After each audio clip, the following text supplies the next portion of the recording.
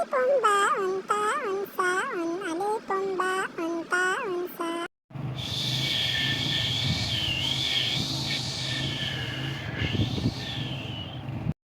समाज कुछ नया नोटल पया डॉलरेची होन रोजना दळवंद पाळला कलमर रहादा kahar ورځ یو نوی څه زده کړئ نو ستا زړه به رڼا شي او عقل به مو قوي شي.